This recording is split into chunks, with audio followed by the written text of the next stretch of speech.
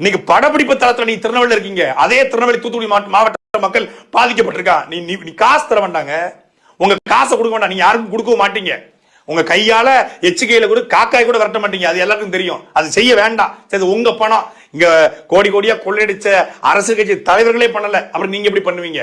விஜய் மாதிரி நீங்க ஒன்னும் பரந்த மனசுக்காரரும் கிடையாது. விஜய் மாதிரி இந்த மண்ணின் மீது மக்கள் மீது உங்களுக்கு எந்த அக்கறையும் கிடையாது, தேவையும் கிடையாது. அது செய்ய வேண்டாம்.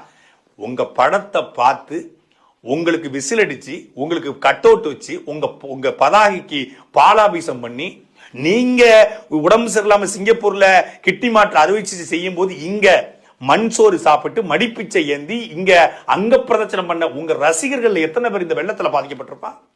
உங்க ரசிகர் மன்றத்தில் இருந்தவங்க எத்தனை பேர் தூத்துக்குடி திருநெல்வேலியில பாதிக்கப்பட்டிருப்பான்? எனக்கு தெரிஞ்சு ரஜினிகாந்த் ரசிகர்களை போல பல பேர் நடுத்தரில் ஏழைகளா இருக்காங்க.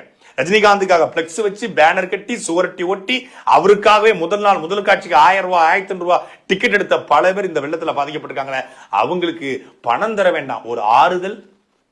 ஒரு இடத்துல போய் நின்று இந்த வெள்ளத்துல பாதிக்கப்பட்டிருக்கீங்க, கவலைப்படாதீங்க, மீண்டு வந்துருவீங்கன்னு ஒரு ஆறுதலா மனசுக்கு ஒரு நிகழ்ச்சியா ஒரு வார்த்தை பேசுறீங்களா?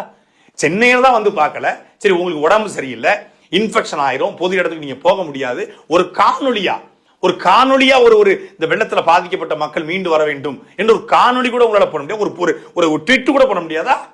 அவ்வளவு நீங்க பிஸியா?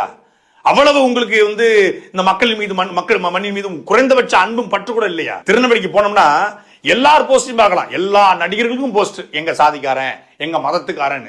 அதுல ஒருத்தன் கூட வரலங்க, ஒருத்தன் கூட திருநெல்வேலி பக்கம் தூத்துக்குடி பக்கம்